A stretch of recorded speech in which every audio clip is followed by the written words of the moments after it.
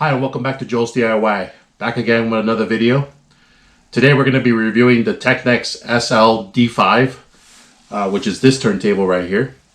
But first we're going to start with a short anecdote about my journey from this turntable here, which is your typical Audio-Technica LP60 BT, because this is a Bluetooth unit, over to the Technics, which is going to probably be my final turntables. And without further ado, I'll get into that right now. Okay, so to start off, I've been in the hobby of collecting turntables and vinyl records going on 5 years now. And it all started with me wanting to buy the Unsolved Mysteries soundtrack that was only being released on vinyl. I really wanted a physical copy of that, and I didn't have a turntable. So the first thing that I ever bought was this turntable right here. It's a LP60 by Audio-Technica. It's Bluetooth. It's got the Bluetooth button there. And this was the first turntable that I'd owned in a very long time. I don't think I had a turntable of my own since probably I was 10 years old, because I stopped listening to records probably around that time and switched over to CDs.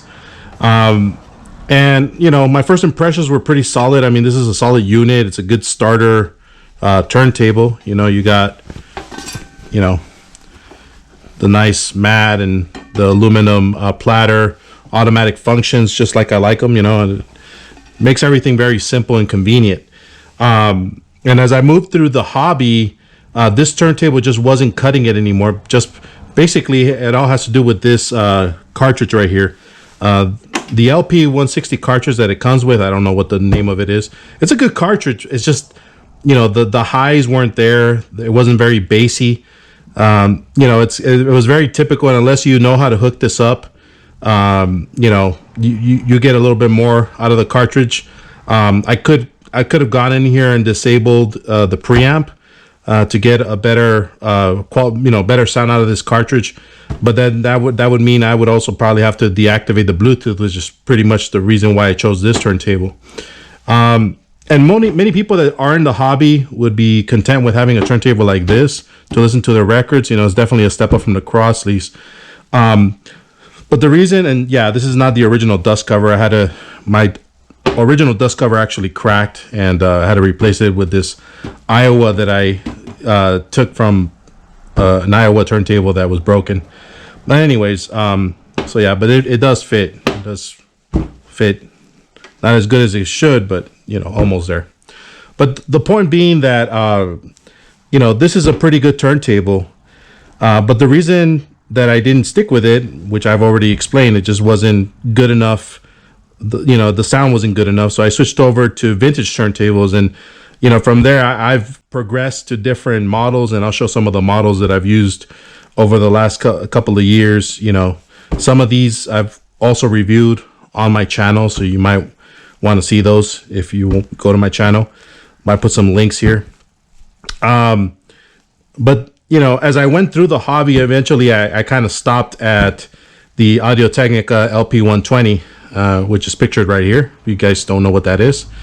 And I've been pretty content with that for the last maybe 3 years of doing this hobby. But I've come to realize that turntable is just not giving me the sound that I want. I'd have to go in there and basically hack away the preamp to get the sound that I want out of my Pickering XV15. So what I progressively done is I've kind of been looking into getting a Technics, and I wanted something fully automatic because, again, the reason I bought this was because it's a fully automatic turntable, and hence comes the Technics. So the reason I picked this up, and for my purposes, I see this as an upgrade from the LP 120 by Audio-Technica. Yes, this is a vintage turntable. It's over 40 years old. It was released in 1980. I had to do a little bit of work on it. I've had to basically restore the dust cover because it was really foggy and scratched up. But I gave it a good polishing, and now it's almost like new. But this works flawlessly for my needs. The strobe, maintains the pitch very well. And on top of everything else, this is a turntable that is a record changer as well. So you got this. Actually, I bought this separately because if you buy this turntable with this, you could see it up for up to $1,000, which I just was not interested in buying, that just because it had the spindle. Its original spindle is this one right here. But this is fully automatic. It'll take care of every single need that I have as far as the way I want to listen to vinyl. The big disadvantage with the Audio-Technica 120 is that you have to get up every single time when you want to flip the sides, because there is no auto return and there is no auto start. The Audio-Technica is a very good turntable, but another thing I didn't like is the bad dampening that it has when you're cueing your records. It just drops that arm, and you could also that's an easy fix, but I don't want to have to go and do that. And there's also the sound issue. So to me, you can't go wrong with going for a vintage turntables like this, at least for my tastes. And a couple of other things that I want to talk about as far as this turntable is concerned. Obviously, this is not quartz lock like the Audio-Technica, but like I said, it maintains its speed very well. It's got a very sturdy tone arm. I really like this this tubed S type of tone arm. But another thing too, that the anti-skating works flawlessly on this too. I've already tested it, and there's no problem with that. The Audio-Technica is known to not have good tracking or anti-skating, I mean. So yeah, that's another issue. But just looking at the construction of this, let me pull this out. This is a very heavy platter. I mean, this is probably weighing around 5 to 7 pounds. I mean, it's just very heavy. But the thing that I wanted to talk about is this motor right here. Now, this motor is what you call a brushless motor. And it does spin.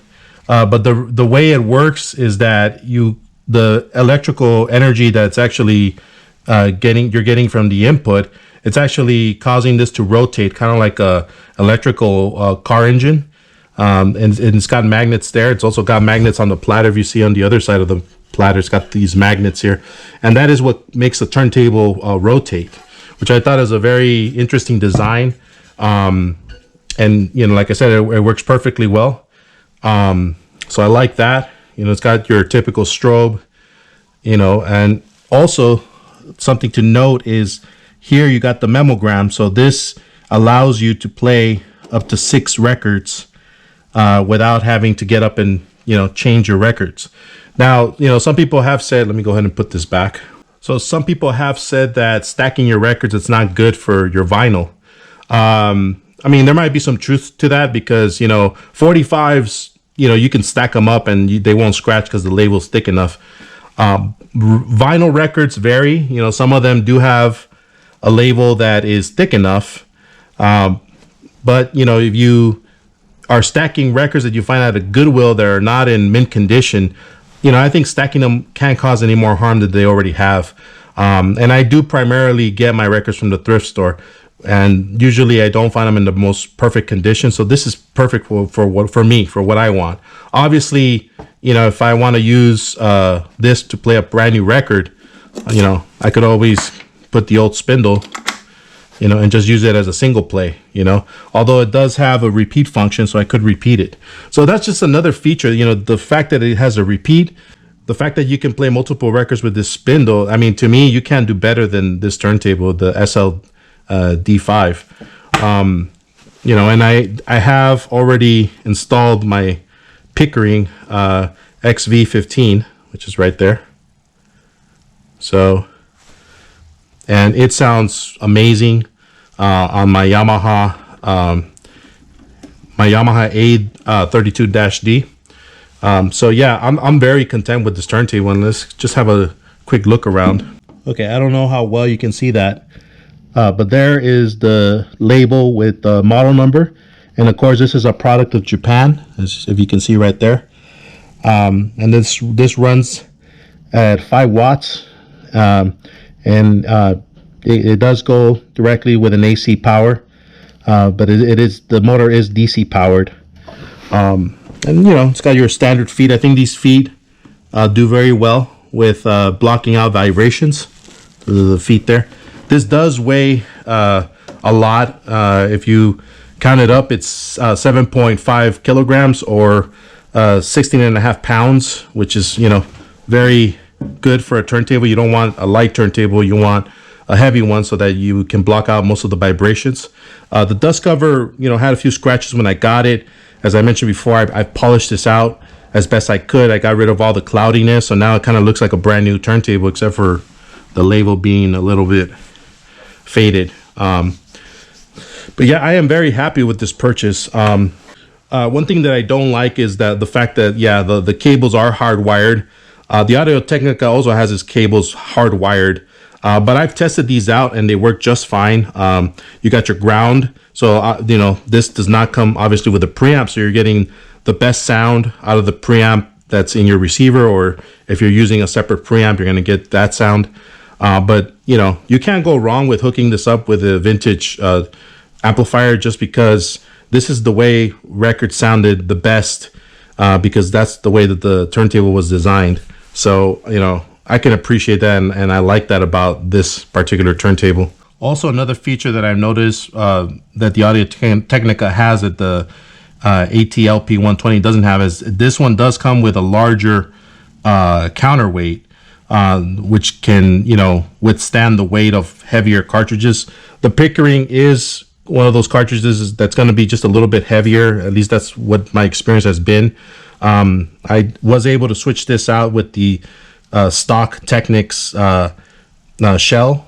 So this shell is actually a lot lighter than the other shell that I was using for the audio in the Audio-Technica. So, you know, this actually is better for tracking and things like that, because this is a pretty heavy cartridge. Let me see if I can just show you. Yeah, this is a kind of a heavier, and it's basically a gram heavier if you were to use the brush that comes with it. I took off the brush because I just feel like it messes with the way the needle tracks the records, and I just don't like that. Maybe if I had an original cartridge, that might not be the case, but you know, I'm not willing to spend, you know, $100 for just a stylus. Anyways, let me go ahead and put this back. So we're gonna get some sound samples, and we're also gonna check out the stacking mechanism of this turntable, and just to show you how nice it is. It doesn't require one of those retainer arms to hold the stack. It just holds the stack by itself, just by the spindle. It just carries all that weight. But it works great. It works just great. And so let's go ahead and take a look at that demo. Okay, so we have the whole thing set up now. What I've done is I've taken, so many of you have probably gone to the Goodwill and seen Reader's Digest box sets like this that usually come in, you know, 6 to 12 records. I usually like to use this for my demos because none of these songs are copyrighted. Some of them are, but you know, hopefully we don't get flagged. That's all I can say about this. Now, the reason I chose to put all 6 records here is to just to kind of demonstrate what this turntable could do with something like this, because actually these record changers were actually designed to play records like they came in box sets like this.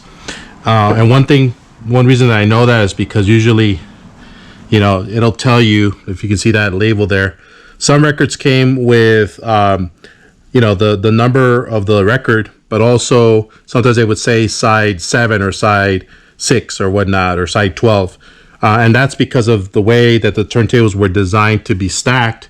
It would play that, and it would play the record in that particular order. So this would be this side first, and then the next record would be the second side, and so on. So I have all 6 records set up in there. Now, one thing I wanted to kind of demonstrate is how to set this up, because I've made the mistake of assuming that they would just continue playing, but you actually have to set this dial here and slide it over to 6 so that it knows that you're playing 6 records. Now, you can let this play and it'll drop every record once it's done. So just to demonstrate that, I'm going to go ahead and turn the volume up a little bit. Go ahead and unhook the tone arm. and just press play or start.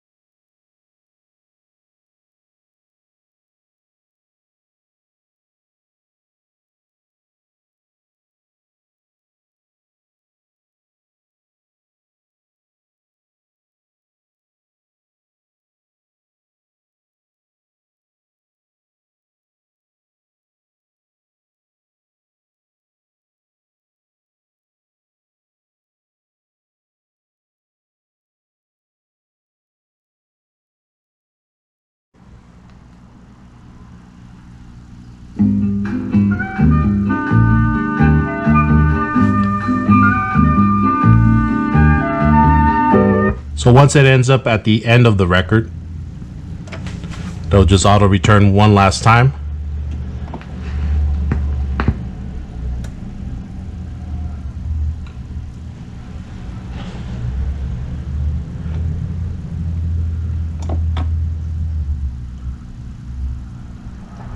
As you can see, it's stopped the record.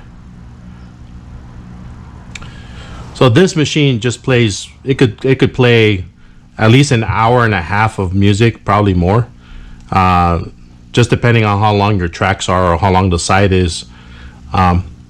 So that is just a demo of how to use the spindle. Now let's go ahead and get some sound samples.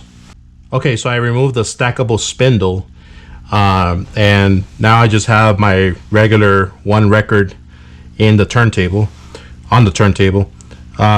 So the memory gram, I mean, you could still use it. I mean, you could, move it over to 6 or 4 or 3 or whatnot, and it'll just repeat the one side 4 times. That's all it'll do. So, I mean, you could use it without the stacking, spindle, but I just want to hear this record maybe one time, so I'm just going to leave it at 0. And again, so just adjust the pitch a little bit.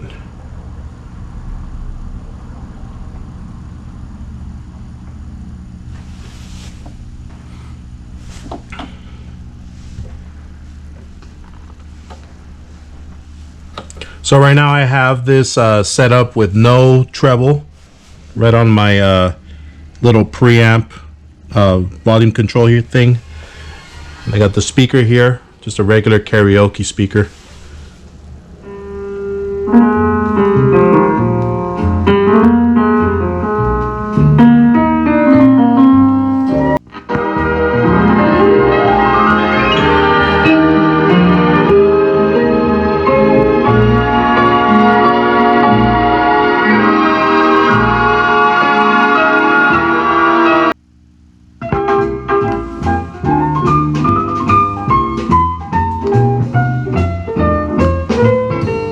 Okay, so I've kind of shown you the sound as much as I can, actually, of how the turntable sounds with no treble, no bass.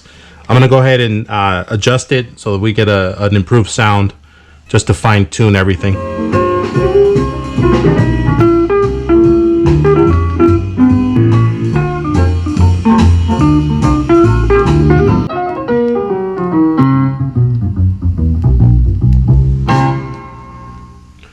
So as you can see, I mean, it has a much better sound, not having to go through your typical preamp that would be in an AT120. So I'm very satisfied with the result of this. So next, I will just share my final thoughts on this turntable and just give you something to contemplate. Okay, so here's my final thought. I'm ecstatic that I finally got my hands on an SL-D5.